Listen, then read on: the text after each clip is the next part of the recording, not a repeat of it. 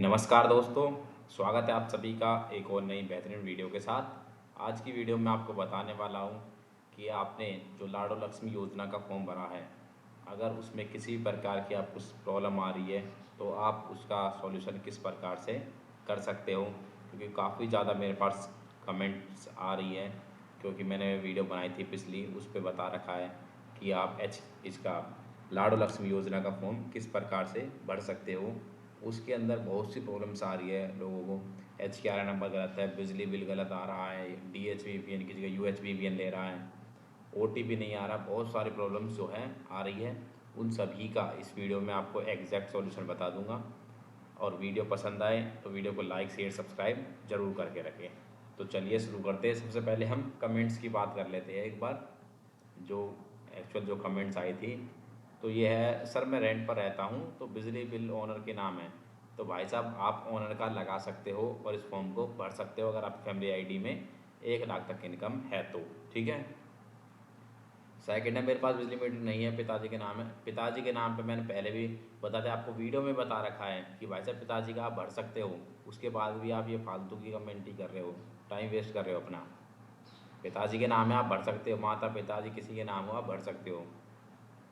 Sir बिजली का bill हमारे पापा के नाम पे, वही सेम बात है, बिजली का बिल है पिताजी के नाम है तो आप भर सकते हो। USBVN DHBVN USBVN आ रहा है तो आप इसमें USBVN आ रहा है तो आप उससे भी भर सकते हो, कोई दिक्कत नहीं है। आप डायरेक्ट फॉर्म को फिल कर सकते हो, इसमें कोई दिक्कत नहीं आएगी। ठीक है, इस बात का ये ध्यान रखें। आधार कार्ड में OTP नहीं आ रहा, आधार कार्ड से OTP बिल्कुल आ जाएगा। एक बार अपना आधार नंबर चेक कीजिए, अगर नहीं आ रहा है, आधार नंबर सही है आपका, देख लिया कि हाँ ये एक्टिव है, अगर रिचार्ज नहीं है तो रिचार्ज कर लीजिए। और उसके बाद अगर फिर भी नहीं आ रहा है तो आप थोड़ा वेट कीजिए, या तो मॉर्निंग में ट्राई कीजिए या फिर इवनिंग में ट्राई कीजिए, क्योंकि साइट जो है जो काफ़ी ज़्यादा बिजी हो रखी है। इस बात का भी ज़रूर ध्यान रखें। ब्रो मेरी फैमिली आईडी में डेट ऑफ बर्थ अगर गलत है, फैमिली आईडी में और आधार कार्ड में सेम है, बट जब फॉर्म फिल करते हैं तो ये बता रहा है कि आपके आधार कार्ड और फैमिली आईडी की DOB मैच नहीं हो रही है। तो भाई साहब एक बार आप अपने आधार कार्ड का और फैमिली आईडी का न्यू प्रिंट निकाल के चेक करो, कहीं मिसमैच तो नहीं है। अगर मिसमैच है तब आप उसको एक बार सेम करवाइए, उसके बाद आप फॉर्म को भर सकते हैं। ठीक है। मेरी पत्नी बेरोजगारी भत्ता ले रही है तो इस योजना का लाभ ले सकती है, बिल्कुल ले सकती है। ठीक है, बेरोजगारी भत्ता वाले लाभ ले सकते हैं। अब जो है मैं आपको हर एक स्टेप पर जो प्रॉब्लम आ रही है उसके बारे में बात कर लेते हैं। तो देखिए फर्स्ट जो स्टेप है, आप जो है फर्स्ट जो स्टेप आ रहा हमारा, ये आ रखा है OTP वाला। ठीक है, किसी के पास OTP नहीं आ रहा है, लॉगिन करने पर भी OTP नहीं जा रहा स्टार्टिंग में ही, तो भाई साहब आप थोड़ा वेट कीजिए, आपके फ़ोन में नेटवर्क इशू होगा 101%। इस तरीके का OTP जो है फर्स्ट वाला लॉगिन करने के लिए वो सभी के पास आ रहा है। 0.1% होंगे जिनके पास नहीं आ रहा है, तो वो अपने नेटवर्क चेक करें, नेटवर्क की दिक्कत हो सकती है। साइट में इसके रिगार्डिंग कोई भी प्रॉब्लम अभी तक नहीं आई है। ठीक है। नेक्स्ट जो है हम बात करते हैं अब, एक बार आप अपने डॉक्यूमेंट्स जो है फॉर्म भरने से पहले डॉक्यूमेंट्स ज़रूर चेक कर ले। और सबसे पहले मैं आपको इन चीज़ों के बारे में मैं बता देता हूँ, क्योंकि इसमें भी बहुत से बंदे गलती कर रहे हैं। अगर आपने फॉर्म नहीं भरा है, पात्रता जांचें, इसमें आपके सामने ये सब कुछ ओपन होकर आएगा। आप अगर विवाहित अविवाहित है तो ये सारी डिटेल भरनी है, विवाहित है तो ये डिटेल भरनी है। याद रखें जिस भी बेस पर आपको फॉर्म भरना है पहले ऊपर से उसको सेलेक्ट कर ले। अविवाहित अनमैरिड का भरना है तो अनमैरिड करके तभी आप आगे बढ़े। अगर मैरिड का भरना पहले इसको विवाहित पर कीजिए, उसके बाद तब आप आगे बढ़ेंगे। ठीक है, इस बात का भी ध्यान रखें। क्यों? क्योंकि इस पर ध्यान दे नहीं रही है पब्लिक, डायरेक्ट आगे बढ़े पर जाके और आप रजिस्ट्रेशन शुरू कर दे रहे हो, ये गलत बात है, बता रहा हूँ मैं आपको। फॉर्म में दिक्कत आएगी फिर आपको फॉर्म भरते टाइम। अगर आपको फॉर्म भरना है तो योजना के लिए आवेदन करने पर जाएंगे आप। अगर आपने फॉर्म भर दिया है तो उसका स्टेटस जानने के लिए आप इस वाले ऑप्शन पर आप जाएंगे। ठीक है, स्टेटस जानने के लिए अगर उसमें सबमिटेड है दैट मीन्स आपने फॉर्म भर दिया है, वेरिफिकेशन के लिए फॉर्म जा चुका है। ठीक है।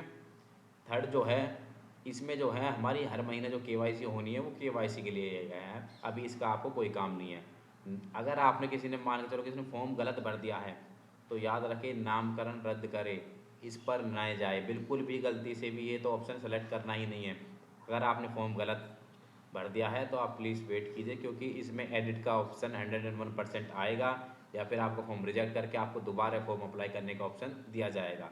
याद रखिए, बट नाम रद्द कर देंगे, अगर आप नामकरण रद्द कर देंगे तब आपका जो फॉर्म है वो परमानेंट रिजेक्ट कर दिया जाएगा, और आपको ज़िंदगी में कभी भी इस योजना का लाभ नहीं ले पाएंगे और इसका फॉर्म नहीं भर पाएंगे। अगर आपको टेक्निकल इशू आ रखा है तो यहाँ पर आप शिकायत दर्ज कर सकते हो, याद रखें इस बात का। और योजना के जो है लाभ राशि अपडेट करने के लिए, यानी कि आपको हर महीने पूरे 2100 ही चाहिए, या फिर 2000, 1500, 1000 जितने भी चाहिए आप उतने इसमें अमाउंट डालेंगे, हर महीने ही डालनी पड़ेगी आपको। ज़रूरी नहीं है कि आप 2100 ही ले, इससे कम भी ले सकते, पर इससे ज़्यादा नहीं ले सकते, इस बात का भी ध्यान रखें।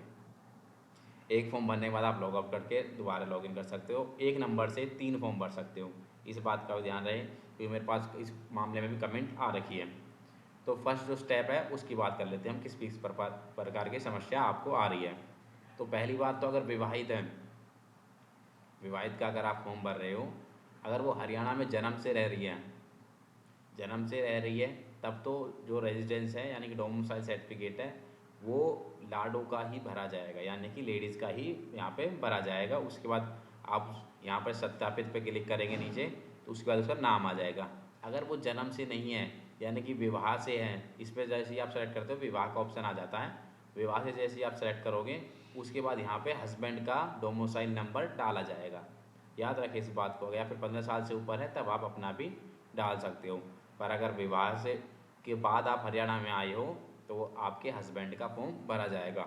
उसके बाद हमारे पास जो है OTP, यहाँ पर भी OTP नहीं आ रहा है कि भाई आधार कार्ड से OTP नहीं आ रहा है, तो आधार कार्ड से जिसके पास OTP नहीं आ रहा है वो एक बार अपना आधार नंबर चेक करें, आधार कार्ड में मोबाइल नंबर चेक करें कि अपडेट है या फिर नहीं है। अगर नहीं है तो उसको अपडेट करवाइए, अगर अपडेट है तो प्लीज़ आप वेट कीजिए, थोड़ा टाइम वेट करें, आप OTP आ जाएगा। अगर नहीं आता फिर भी आप मॉर्निंग में ट्राई कीजिए, मॉर्निंग में साइट सबसे बेस्ट चल रही है, ठीक है।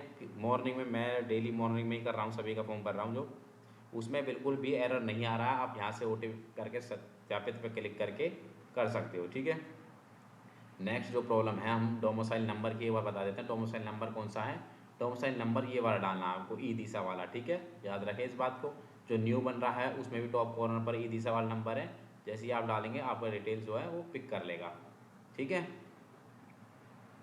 देन नेक्स्ट हम बात कर लेते हैं, नेक्स्ट नेक्स्ट नेक्स्ट OTP नहीं आ रहा तो OTP की मैंने आपको बता दी है। अगर इस फॉर्म में जैसे ही आपने OTP फिल किया, सबमिट किया, इसमें कोई गलती है, इसमें पहली बात तो गलती मिलेगी नहीं, क्यों, क्योंकि ये जो है आधार कार्ड से OTP वेरीफाई करने के बाद ही आधार कार्ड से ही डाटा उठाया है, यानी कि जो इसमें डिटेल है वही आपके आधार कार्ड में, जो आधार कार्ड में डिटेल है वही ये आई है, इसमें कोई गलती नहीं होगी। अगर आपके आधार कार्ड और फैमिली ID में और आपकी मार्कशीट में डेट ऑफ बर्थ गलत है, देखो डेट ऑफ बर्थ के मेरे पास क्वेश्चंस आए थे कि आधार कार्ड और फैमिली ID में जो है अलग अलग डेट ऑफ बर्थ है। देखिए मैं दिखा देता हूँ आपको, ये रही देखो। अब इसका मैं एक बार समाधान बता देता हूँ। मान के चलो आपके फैमिली ID में और आपकी मार्कशीट में और आपके आधार कार्ड में अलग डेट ऑफ बर्थ है, तो प्लीज़ आप फैमिली ID में डेट ऑफ बर्थ चेंज करवाने के लिए पहले अपने आधार कार्ड में डेट ऑफ बर्थ चेंज करवाइए, और जो मार्कशीट है मार्कशीट से आप अपनी फैमिली ID में और मार्कशीट से ही अपने आधार कार्ड में डेट ऑफ बर्थ चेंज करवा सकते हैं। चेंज करवाने के बाद आप इस फॉर्म को अप्लाई करें, ठीक है। और कहाँ पर अपडेट होगा, इसको चेंज कैसे करवाया जा सकता है, आधार कार्ड में, आधार कार्ड में चेंज करवाने के लिए आपको आधार सेंटर जाना पड़ेगा, और फैमिली ID में चेंज करने के लिए आप फिर दूसरी वीडियो देख सकते हो कि आधार कार्ड में डेट ऑफ बर्थ कैसे चेंज कर सकते हैं आप, या फिर मुझसे डायरेक्ट व्हाट्सएप पर मैसेज करके मुझसे डायरेक्ट कॉन्टैक्ट कर सकते हो। मैं आपकी जो रिक्वेस्ट डालनी होती है वो मैं डाल दूंगा आपकी मार्कशीट के बेसिस पर। मार्कशीट वाली डेट ऑफ बर्थ आप अपनी फैमिली ID में भी करवा सकते हो, अपने आधार कार्ड में भी करवा सकते हो, ठीक है। अगर आपको कोई चेंजेस करने, इसमें चेंजेस मत कीजिए, याद रखिए इस बात को, इसको इतनी ज़्यादा टेंशन मत लीजिए इस बारे में, ठीक है। नेक्स्ट जो है एड्रेस की, तो किसी को कोई प्रॉब्लम आ नहीं रही है, देखो अब ये जो है कि भाई साहब कोई किराए के पे रह रहा है, कोई अपने पर्सनल पे अगर अपना पर्सन है तब आप यहाँ पर सेलेक्ट करेंगे थर्ड ऑप्शन, किराए का है तो आप फोर्थ ऑप्शन क्लिक कीजिए, ठीक है।